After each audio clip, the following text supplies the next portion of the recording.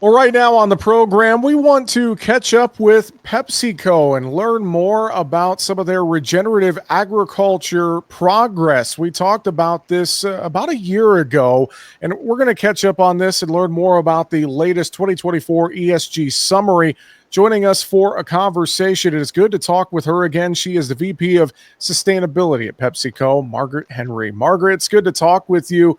Hope all is well. It's great. Thanks, Jesse. Thanks for having me. It's a real dynamic time in the farming world. So really appreciate you making a little time for PepsiCo so we can tell you a little bit about where we're engaged. Absolutely. Well, and I think a good refresher, since it's been a while since you and I have had a conversation, what exactly has PepsiCo been doing when it comes to regenerative agriculture and climate action and more? How have you been working with farmers in the agriculture industry? Let's start there.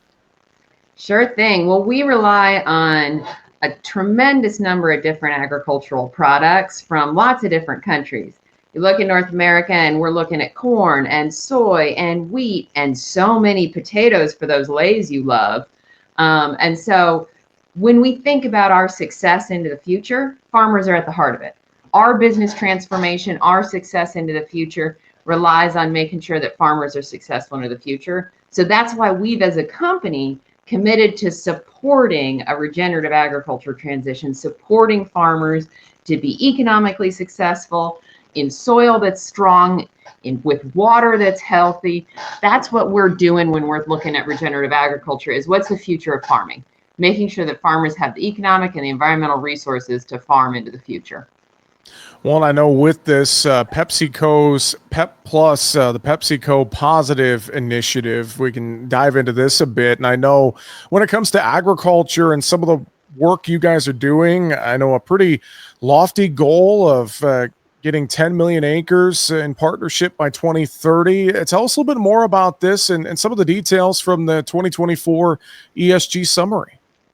Yeah, we just released some of our numbers, and we're just so proud that we have an ambition to get to 10 million acres in partnership with farmer and farmer groups.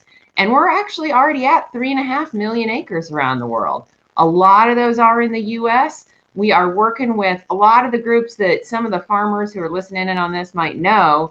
If it's Illinois Corn Growers Association, if it's Practical Farmers of Iowa, if it's ADM, we got all kinds of partners out there who come from a farming community, grew up in the farming community, know what's going on for farmers. And those are the groups that we as PepsiCo work with, and we support them to support farmers. So they're going out, they're talking to farmers about where they are. What's your nutrient management plan? What's your crop rotation plan? What are you thinking about next year? What are the problems you're facing?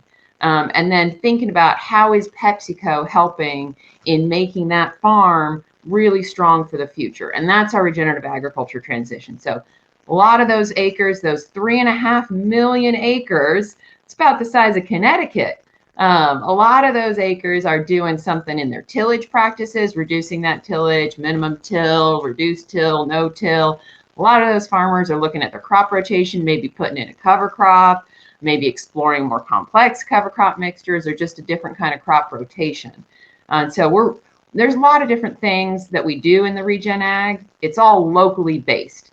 It's what are the local challenges? What do you need to do in that local area so that that farm can remain strong, viable, able to farm into the future? Another number that stood out to me that I saw, and it ties in, of course, with regenerative ag and cover crops and just good stewardship of the land on the water side.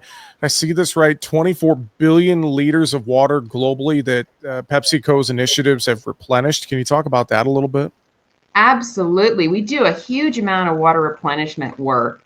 Obviously, the beverages that you see that have that Pepsi on them, and a lot of the brands in our family have a lot of water in them. So we're committed to doing replenishment. And that number is just so impressive. 24 billion liters. That's 9,600 Olympic swimming pools of water that we've replenished. And so that'll be projects in your backyard that you'll see that work with farming communities, that work with riparian zones to ensure that that water is replenished, to ensure that that water is healthy, that whole farming community has access to water, that all the cities downstream, upstream, they have access to that water. that of course we have access to that water. So ensuring that the watersheds that we operate in are really healthy is critical to our future. And so that's why we're committed to it and really proud of that number. We're talking with Margaret Henry, VP of Sustainability at PepsiCo, and thinking about all this. And you mentioned how it's a very dynamic time in agriculture right now. So maybe share some perspective on why PepsiCo has these agriculture climate goals. And I think about this too.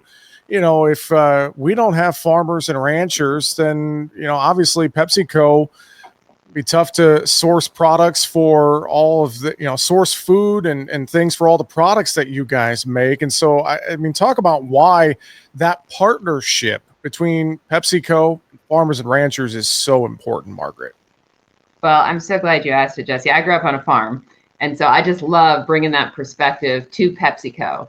And from the very top all the way through every one of the associates stocking the shelves in any of your local stores, what we're all thinking about is how do we transform our business for the future? And what that means to us is what we call PepsiCo Positive. It's how we embed sustainability and human capital into everything we do. It's our sourcing, it's our work with farmers, it's our manufacturing, it's our marketing, it's our distribution. And we call it sustainability, but it's not just a sustainability initiative. It's how we drive growth, how we're resilient as a business, the long-term value for PepsiCo and all the communities we touch. And so that's why farmers are so important in this work for us, is that's the beginning of our products. And if our products don't start in healthy soil, with good water, with farms that are viable, then how are we going to grow? If we don't have a path towards looking at farmers keep continuing to farm, staying on the land, having access to that land to farm, then how are we going to have anything to put on those shelves into the future? So farmers are our partners. They are at the ground level. All of the sustainability is from the ground up. So we are really proud of the partnerships that we at PepsiCo do with farmers. Margaret, anything else you'd mention about PepsiCo's goals, initiatives, and the work you're doing with regenerative agriculture? Anything else you would mention or anything you would reiterate to folks listening in today? I'm going to share a quote from our CEO, Ramon LaGuardia, and I'm just so proud to work for him. He says, PepsiCo Positive isn't just a sustainability strategy. It's what powers our whole business. And for PepsiCo, our journey is dynamic and evolving, but our commitment to grow through sustainability is unwavering. And that relies on each and every one of your listeners. It relies on the whole farming community to help say, what is the right role for a company like PepsiCo? We are so proud of the partnerships that we have. We're so proud of listening to the farming communities that we rely on and building our strategy together with them. So I just really appreciate any time that we engage with those local groups who can say, these are the problems my community is facing, and this is what we need for our future. Because that's what we're thinking about at PepsiCo, is how do we have a strong future? And that relies on every single one of the farmers that we rely on for the raw materials in their delicious ingredients. If we want Doritos and Cheetos and Lay's in the future, if you want your Pepsi Cola, by golly, we better have sugar beets in North Dakota and wheat in Kansas and corn in Iowa and Illinois, potatoes out of Indiana, potatoes out of Texas. It's just about everywhere, and so many of the core products that all of y'all are growing. Well, I know we'll share links to the latest summary and more. Folks can also just go to PepsiCo.com for more information. Margaret Henry, always good to talk with you. Thanks for giving us an update on what's happening with sustainability and agriculture goals at PepsiCo. And until next time, we hope you have a great rest of the week. We'll talk to you again soon. Thanks for having me, Jesse. Thanks for listening, everyone.